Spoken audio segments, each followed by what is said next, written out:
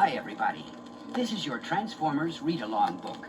Every time you hear this sound, it means it's time to turn the page in your storybook. Now, if you are ready, we will start the story, Satellite of Doom. Don't forget to turn the page every time you hear the sound. Megatron, the evil Decepticon leader, stood on the observation deck inside the tremendous 200-square-mile cavern. It had been hollowed out beneath the fiery surface of Africa's Kalahari Desert. Next to him was his aide, Soundwave. The din of monstrous earth-moving machinery working forced them to yell. How much longer are we going to have to stay under this merciless desert, Master? Yelled Soundwave. As long as it takes to complete our task here. Megatron snarled. I was only asking, Master, because this blasted sand keeps getting in my cassette drives, and it's fouling everybody else's transmissions too. Well, us Decepticons, at least. That is why we have lured these thousands of greedy carbon-based humanoids here to perform the excavation and loading of the chamber for us there, using false promises of vast wealth and then making them our slaves. Ironically amusing. It's certainly one of your better jokes, all-powerful Megatron. Moments later, the roaring turbine drives of another huge Decepticon coal transporter filled the air as it ended its long journey. As the tons of coal spilled out, slaves worked like ants, bulldozing it to those parts of the chamber not yet packed from floor to ceiling. What volume of coal is inside now? Megatron demanded. 400 billion cubic yards, Master. The largest single concentration of coal on this planet. Only 2 more loads to go, and then we can proceed with the next phase of my plan. Are the Leptonite charges in place and primed? Well, Master, almost. You see, the sand and transmission problems... Almost? Everything will be completed on time, mighty Megatron. The entire cavern will be filled within a cocoon of Leptonite explosives, just as you ordered. Your worthless mecha life depends on that, Soundwave. Skyfire, the Autobot Air Guardian, screamed in low over the lifeless figure lying on the desert floor, and then shot straight up into the sky. Skyfire's coded signal filled the Autobot command center, where an impatient Optimus Prime, the fearless Autobot leader, and his right hand, Prowl, listened intently. The Decepticons are up there somewhere, Prowl. I know it. We tracked their transport to the area until it disappeared from our screens. What vicious scheme can the evil Megatron be hatching now? Perhaps that Earthling lying out there holds the answer, Chief. He's totally unconscious and beyond answering questions. Not once the sensor drone reaches in and patches into his residual brainwave pattern. At that, the computer sprang to life, and the printer began spitting out the results. Optimus Prime was puzzled. Slaves? A 200-square-mile block of coal? What for? As the Decepticon command ship blasted off, its enormous rocket drives created a dust storm the size of a large city. The lights from the control console cast an eerie glow across the evil impassivity of Megatron's face. At least we no longer have to listen to the vile curses and screaming from those pathetic slaves. He announced to Soundwave. No, Master. They certainly weren't happy about being left sealed up with all that coal. The slaves' carbon base will soon join the carbon base of the coal, thus creating the largest lens in the universe. Normally it would have taken millions of Earth years and multi-tons of pressure to form the diamond I need. But with my genius and the force of the tons of leptonite, I shall create that crystal and the flesh of a button. And with that, Megatron released an explosion, the force of which the world had never seen, not even in its most powerful H-bomb. The explosion left in its wake the largest diamond ever formed. Attack anti-gravity lifters and secure crystal for towing, Soundwave. Roger, Master. The Decepticon satellite launching complex lay isolated, deep in the steaming jungles of Brazil's Mato Grosso. Megatron supervised the final laser cuts for the refraction surfaces on the monstrous diamond satellite. T-minus 10 minutes to launch, Soundwave. Why are you looking so grim? The humidity, Master. My cassette drives. It's as bad as the sand from the desert. Have no fear. Soon we Decepticons will have all the oil we need to bathe and protect our drives and transmissions. I cannot wait for each tiny puddle of oil on this miserable planet to fall into our hands. Therefore, with my crystal satellite, I shall have a lens powerful enough to focus the puny energy of that tiny sun and melt the entire mountain range they call the Rockies, turning it into an ocean of oil. And from that oil, my refineries will supply us with the fuel for the final defeat of the Autobots and the conquest of the universe. But as Megatron spoke, he failed to notice Bumblebee, the hovering Autobot spy, surveying their activity. First, the rumble of pre-ignition began on the giant Decepticon crystal satellite propulsion vehicle. Then, the main ignition kicked in with a blast that sent shockwaves reverberating along the ground and through the jungle foliage and air alike. But as the launch vehicle began to rise, a superjet appeared.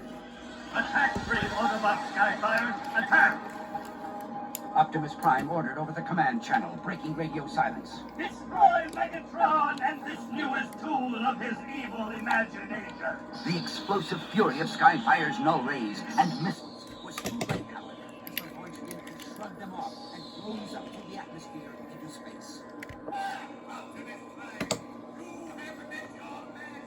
Megatron gloated as he detonated an explosive charge, destroying the launch complex. Then he and the Decepticons punched in their afterburners and made a strategic withdrawal to await the fruits of their foul plan.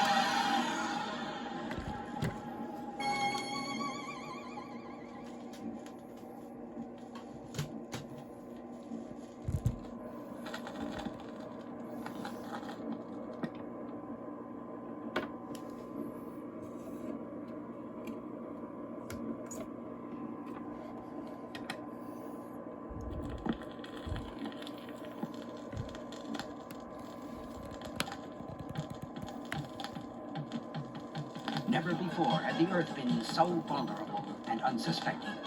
And it was all a result of the diabolic design of the villainous leader of the Decepticons, Megatron. Having launched an enormous diamond lens satellite into space over the North American continent, he was now preparing to fix its position so he could bring the full extent of the sun's energy to bear and melt the Rocky Mountains into an ocean of oil. That oil would be used to fuel his corrupt pursuit of universal domination. Therefore, buried deep inside a remote location in Northeast America, Megatron and Soundwave concentrated at the controls in the Decepticon ground station as they made the final adjustments to the satellite. 2-second burn of the starboard attitude thruster. Megatron ordered.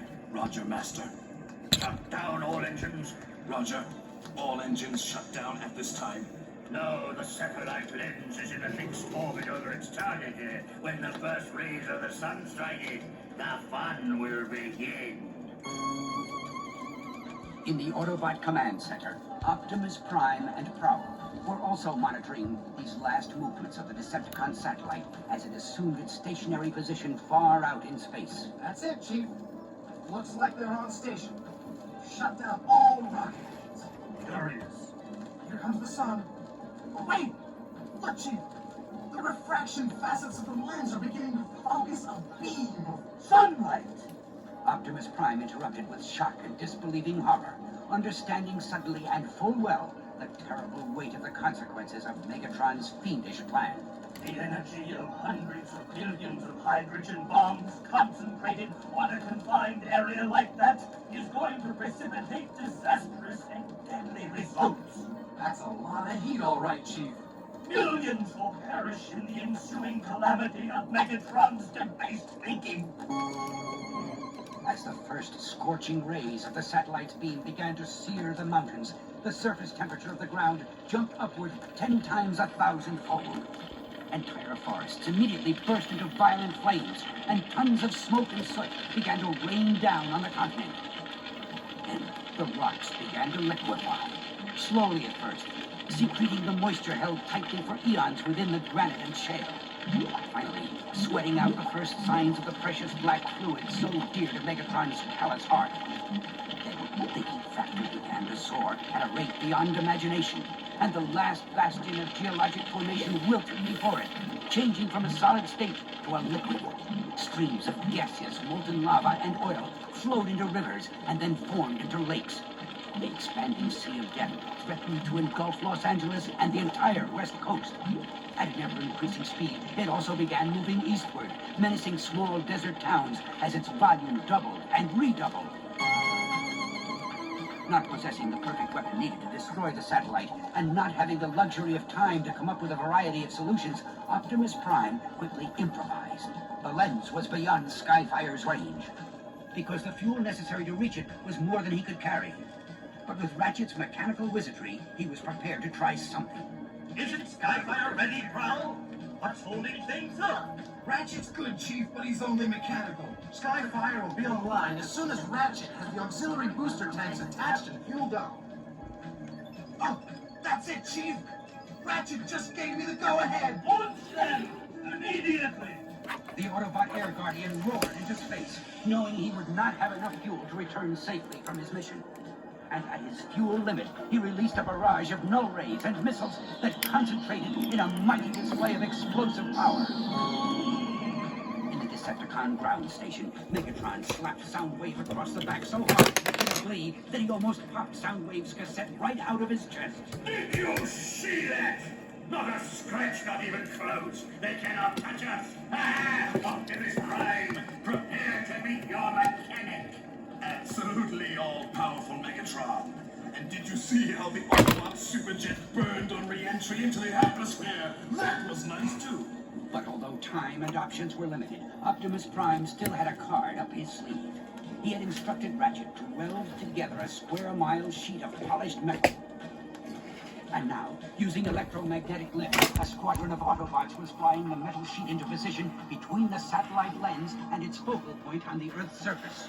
Look, Mighty Megatron, Soundwave said in a confused manner as he pointed at the video monitor. the Autobots are up to something funny with that giant metal mirror!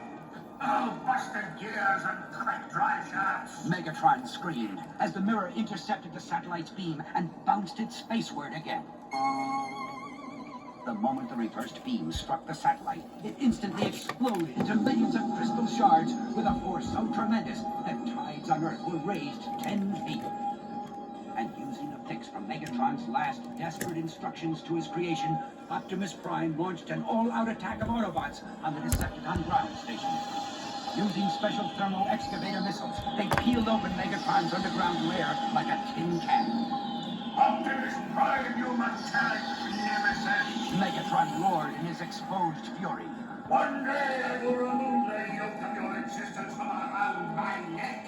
I shall erase your very mechanical being from the face of the universe. Master!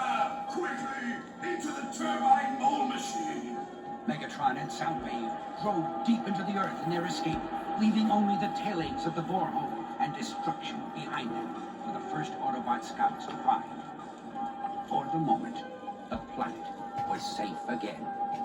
But the battle continues.